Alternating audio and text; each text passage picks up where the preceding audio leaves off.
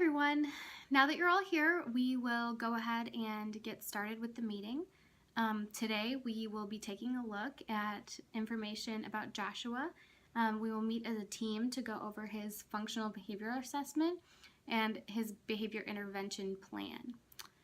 Before we jump into the information of this meeting and go through the data, I want to go around the room and let everybody get a chance to put names with faces. So I am Mrs. Oakland. I am Joshua's school counselor. Also with us today are Joshua's parents, Janet and Jonathan Stanley. Then in the room with us also is Joshua's general education teacher, Mrs. Sunshine. So then next to Mrs. Sunshine we have Mrs. Smith, the school psychologist. Next to her is Mr. Swaddle, the school nurse, and Mrs. Twinkle, the classroom aide that is present in the classroom with Joshua and Mrs. Sunshine. Thank you all for being here. We'll jump right into the data now. So let's start with talking about Joshua's strengths.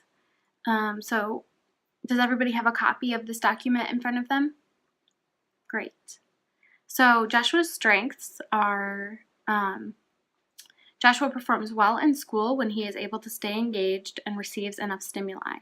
When given a goal or prize that he desires, he has a strong determination to get what he wants and will work toward the goal if it is desirable. One reward he is given is iPad time in the afternoons, and Joshua is very motivated to behave if he knows it means he will earn his iPad time. So next we'll move on to the operational definition of his target behavior that we're here to discuss today. So Joshua, when he is not permitted to do whatever he wants by his classroom teacher, he becomes verbally aggressive with teachers and other students. The episodes usually last 10 minutes and end when property has been damaged. An example of this is throwing desks or destroying classroom decorations.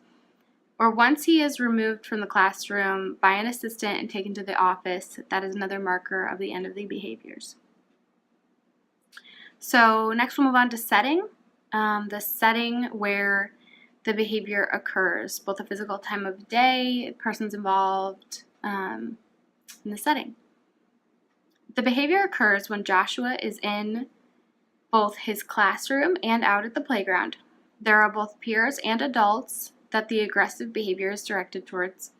The times when the behaviors occur have been consistently between 11 a.m. and 12:30 p.m. Behavioral problems happen occasionally after lunch, but only when Joshua is not on medication for his ADHD. Behaviors are most often directed towards his classroom teacher, but in general, the behavior is directed at anyone near him when the episode begins. So antecedents, if you review your document, says that antecedents include a description of the relevant events that preceded the target behavior. So for Joshua, we have Joshua performs the behavior when he is not granted autonomy or favor, meaning he is not permitted to go somewhere or do something he wants, or not getting tangible items or a grade that is desired. If he is not able to obtain the result he wants, he becomes aggressive verbally and physically toward the other students and adults in the building. Consequences. Consequences here are dealing with what the payoff might be for Joshua in choosing to behave this way. So the payoff for Joshua when he does this behavior is that he obtains the attention he is seeking from the peers in the classroom. Episodes ending in violent behavior like throwing desks appear to be motivated by avoiding adults. One example given is that Joshua wanted to be allowed to go to his classroom alone during lunch to get something from his desk. The lunchroom supervisor would not permit him to go alone and said that he could go with her supervision. He was not happy with needing an adult to go with him, so to avoid an adult interfering with his intended action, he threw a classroom desk at her to block her walking after him in the hallway. So next we'll move on to environmental variables.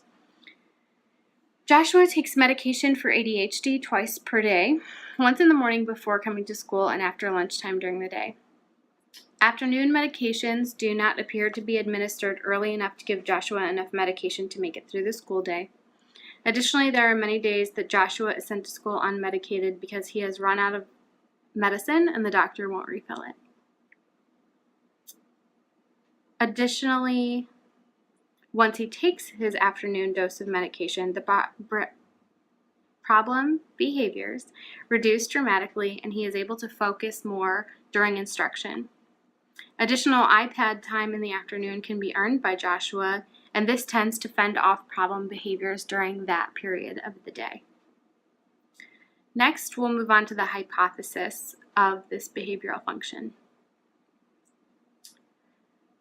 Joshua, when he is not permitted to do whatever he wants by his classroom teacher, he becomes verbally aggressive with teachers and other students.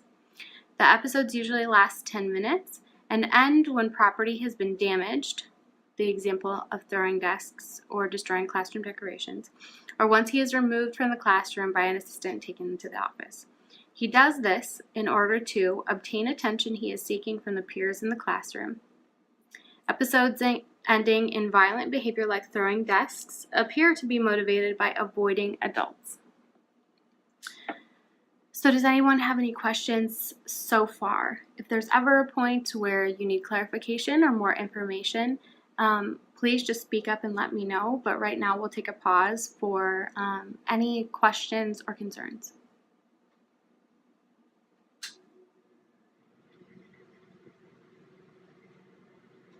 Okay, if there's no questions, we'll move on to the behavioral intervention plan.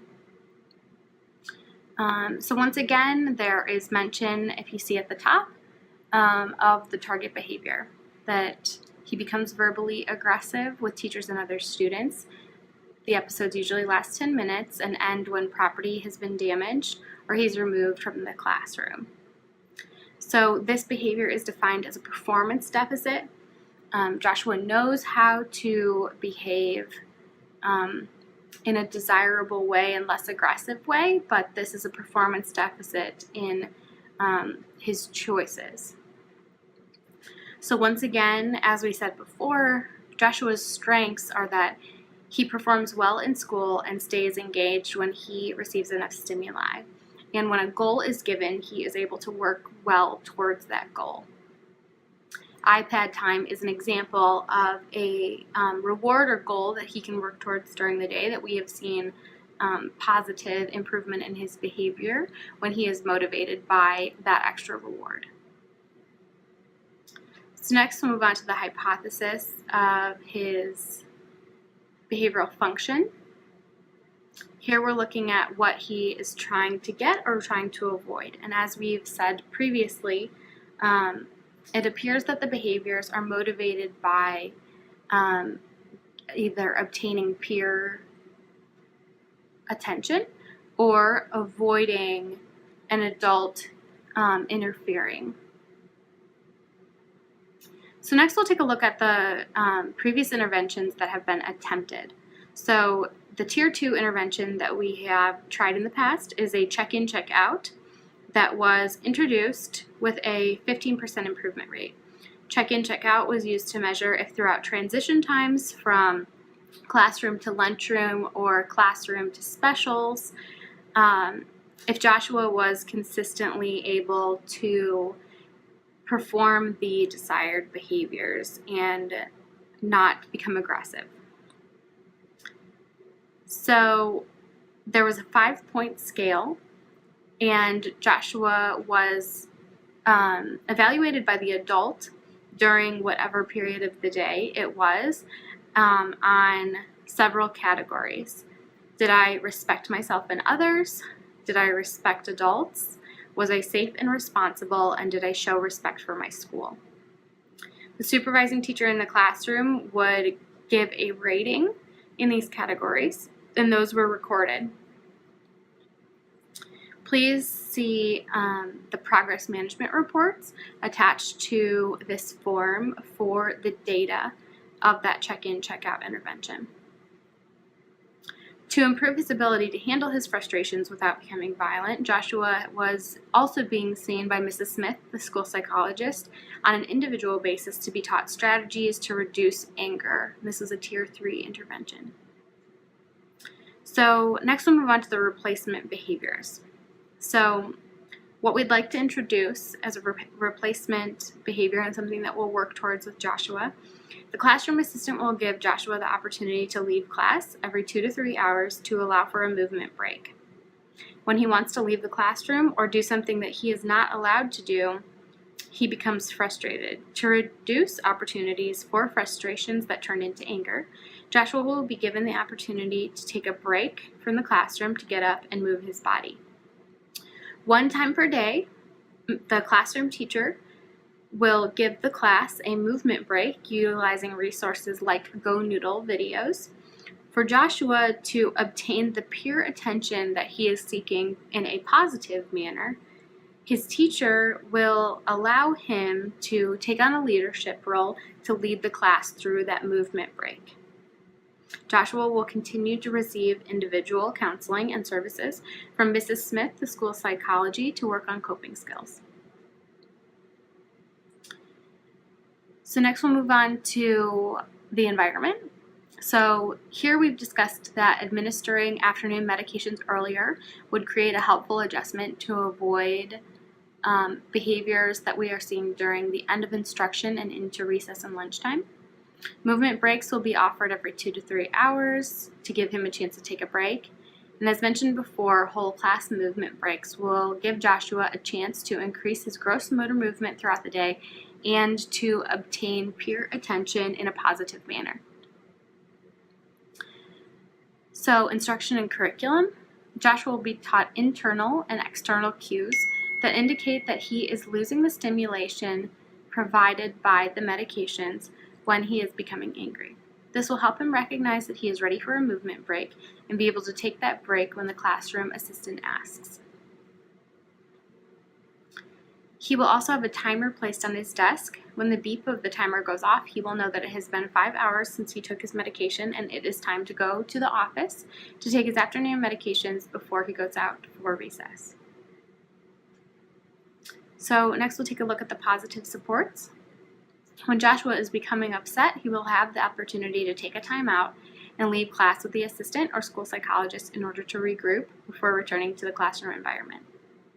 He will remain on his reward system that includes the iPad time because Joshua is motivated by a goal and we want to continue to foster that.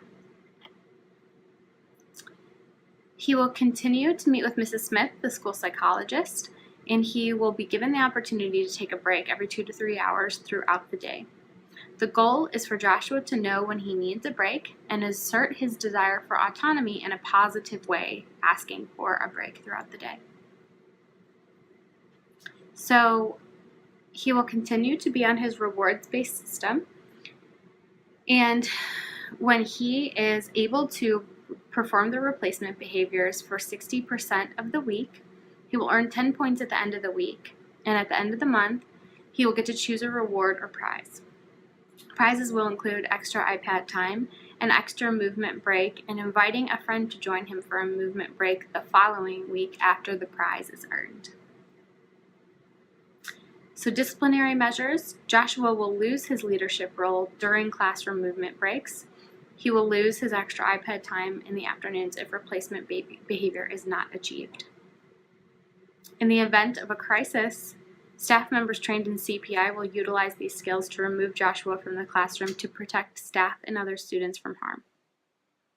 Over the next 6 weeks, Mrs. Smith will track how many times Joshua performs replacement behaviors. Interventions will be considered successful if Joshua is violent less than 50% frequency to his present behavior. Mrs. Twinkle, classroom assistant, will track Joshua's behavior using AimsWeb. Reports will then be administered to all of us on his support team every 2 weeks. So the AimsWeb's reports, once again, will be provided by Mrs. Smith and Mrs. Twinkle, sent home every 2 weeks to you, Mr. and Mrs. Stanley. And that's all we have. Does anyone have any questions?